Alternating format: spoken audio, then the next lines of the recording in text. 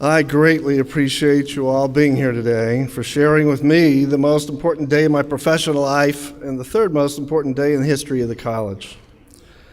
We gather to recognize the important role of leadership, and we have reaffirmed the mission of the college. We celebrate our students, past and present. We honor the vital role educators play as we help learners see what gems lie hidden from view and teach them to pluck those gems for their own. We set the stage for my address. We must understand, first of all, what a college president does, for it provides important context. So for that answer, our early childhood education students asked our little ones in our Early Learning Development Center, what does a college president do?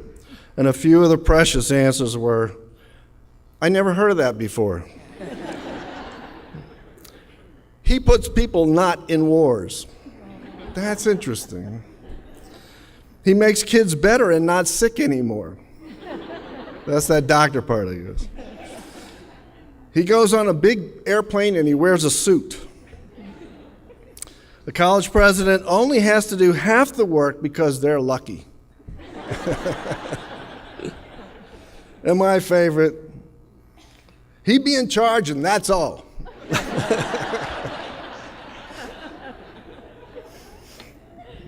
But now a few thank yous in order. A great deal of effort has gone into today, and if you got into any of the rounds of working with our staff, you know that to be true. I want to thank Karen Merkel and Alan Schumann for chairing the committee and all the individuals at the college who worked tirelessly over the last easily 3 months and then some to make this event one my family and I and the college will never forget.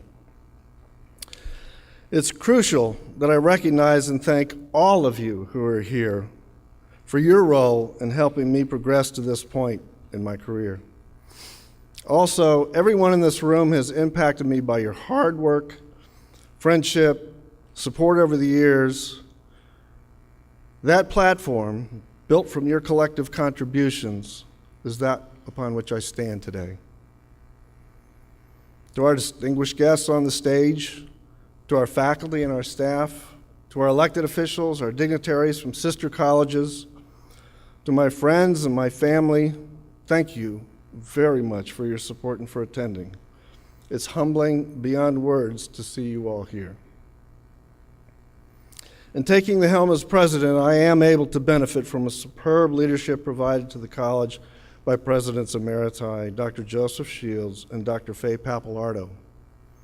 Sadly, we lost Dr. Shields, the founding president, last year, though we are privileged to have Dr. Faye Papalardo with us today. And to Joe, if he's listening, and to Faye, I say thank you. I will endeavor always to maintain a culture of caring, excellence, passion, and all that you had helped to build here, along with the Board of Trustees. We have a wonderful Board of Trustees. Thank you all for entrusting me. Know that I will work constantly to bring honor to the college and to keep your trust. Thank you, Dave O'Callahan, for your wisdom and for your warm expressions of support. Congratulations upon your recent retirement from Northrop Grumman. And thank you, Barbara Charnock, for serving as convener today. You're quite a natural. I also want to say thank you and recognize Dr. Walter Bumpus, CEO and President of the American Association of Community Colleges. Walter, it was an honor to have worked with you at Howard. I guess he's had to take out. I'm sorry. Didn't realize he had gone. I wanted to thank him for hiring me and tell him that it was an honor to have him with us today. And I will send that to him in a letter. My family is an enormous source of pride for me. My extended family is all here. Many have come from long places to be here. You met my niece Bailey and my daughters Jessica and Jillian. Thank you all for a wonderful job and for your support and love. My wife Marie is my soul, my love, my most ardent supporter, and my deepest devotion. To you, Marie, I owe everything. I would also like to recognize our highly effective executive team, vice presidents who join me on the stage today. I'm very fortunate to work with this competent and hardworking group, as well as with their respective administrative and support staff teams. All of our staff members in continuing education and training, administrative services, planning, marketing, and assessment, the foundation office, and academic and student affairs, I'm going to get to in a second, mightily work to help our students and the success of this college. I have served as Vice President for Academic and Student Affairs for 15 years prior to taking this new role, and I had the privilege of leading an astounding faculty and student affairs staff who collaborate as one unified team. And I do mean collaborate, and I do mean astounding. Our ability to be transformational in students' lives rests with our faculty, full and part-time, credit and non-credit, and our student affairs staff and instructional support areas.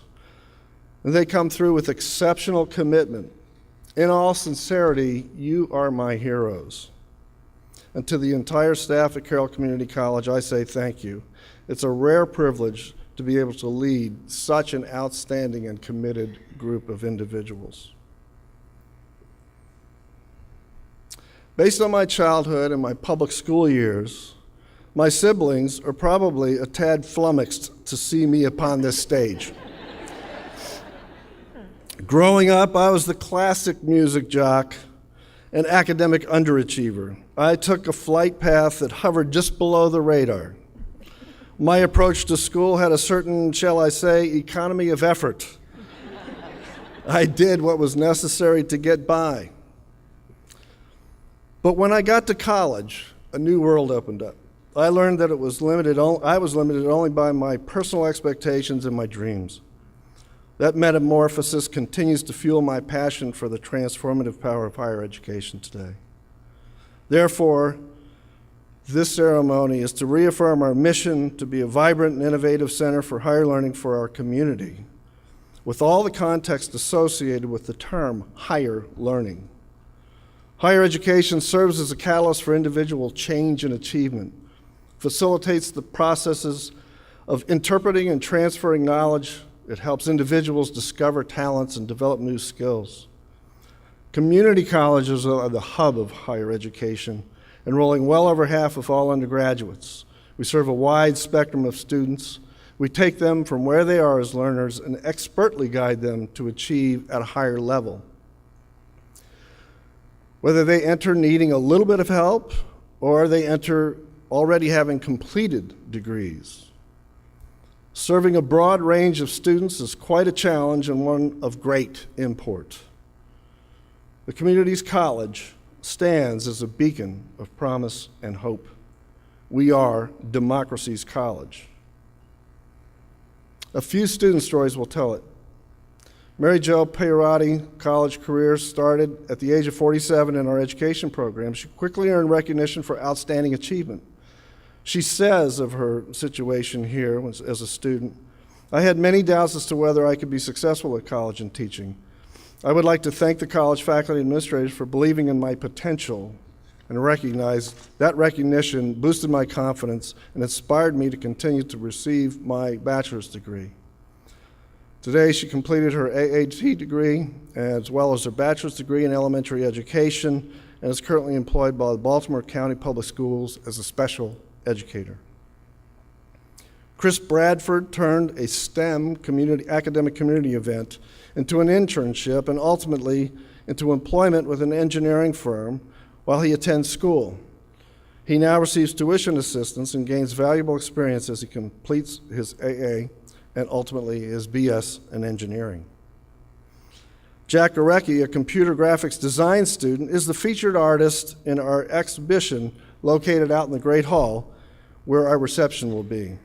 His solo exhibit features his art through which he interprets his own musical compositions. Jack is a superb example of the modern multidisciplinary learner who is absolutely fueled by the use of technology as a learning tool, a creative tool, and a primary channel for self-expression. Wayne Jones, after completing his baccalaureate degree in psychology, came to Carroll to prepare to enter to be a physician's assistant. He tells me attending Carroll is the best decision he ever made in the pursuit of his higher education. That's so because of the care and support of his faculty. Perhaps it's also so due to Wayne's participation on campus as an officer in Carroll Community College's chapter of the American Chemical Society. These and other stories like them are foremost in my mind as I step into the presidency at Carroll. They represent the profound responsibility we have to be catalysts for the good in the lives of our students. Would the students I just mentioned please stand up if you're here? Maybe the house lights can come up. There we are. Thank you all for being here. Our students tell us we are on the right track, but we can't be self-satisfied or complacent in our success. Community colleges and all of higher education, as Bernie Sadusky had referred to in his remarks, face unprecedented challenges ahead. We face a precarious future related to especially the information ubiquity and emerging technologies that are disrupting the role of higher education. In their recent report, Unsettling Times, Higher Education in an Era of Change, a futurist panel assembled by the University of Denver observed, information, now a global commodity, is accessible to large swaths of the world population. Information is everywhere, used for almost everything, and available to much of the world's population, often at little or no cost. The fact that anyone can produce content leads to a seemingly endless supply. Detailed information on almost any topic is instantly available to anyone over the internet. Information is no longer the private treasure owned by scholars. Indeed, we look ahead, we find concern over a multitude of issues and emerging forces that challenge us. Just to name a few, the high cost of attaining a baccalaureate degree.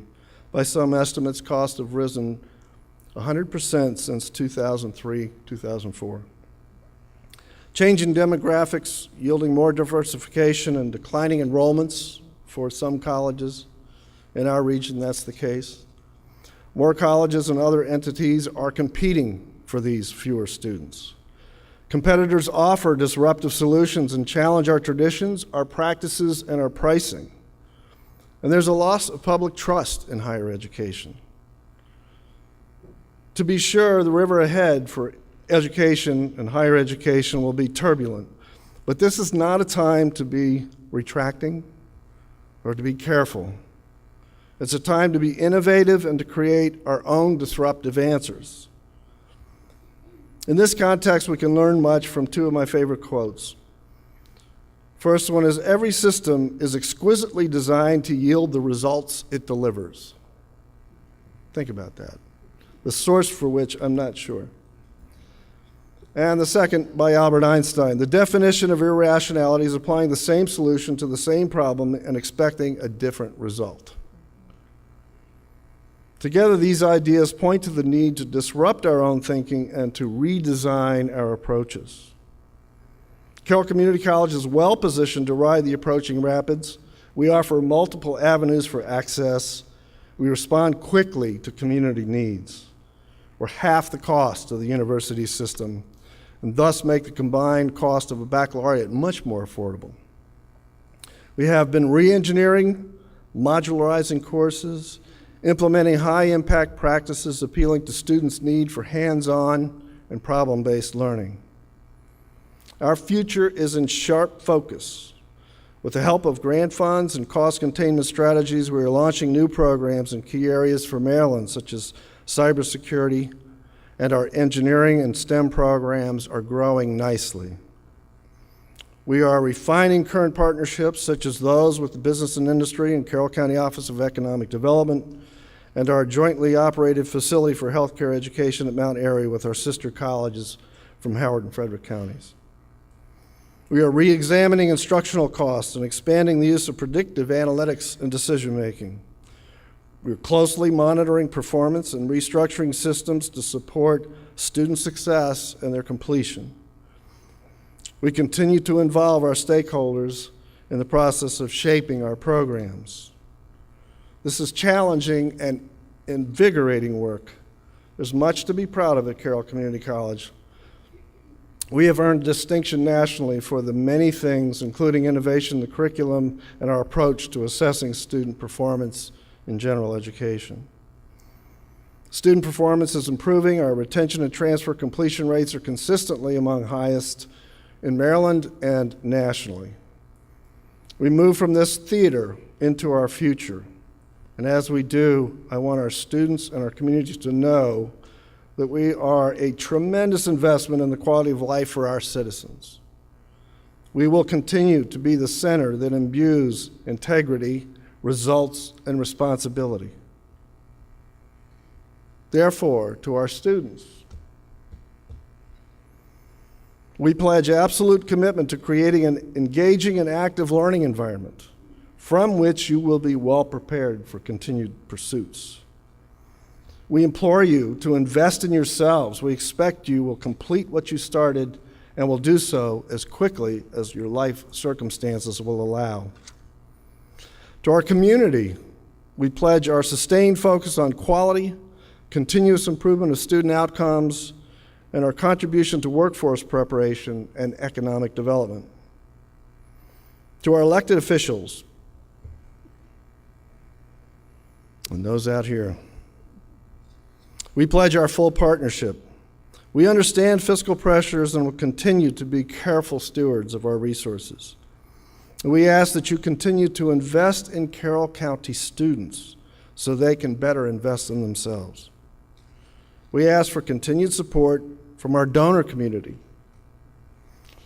and pledge that your giving will always be used to support student access and success.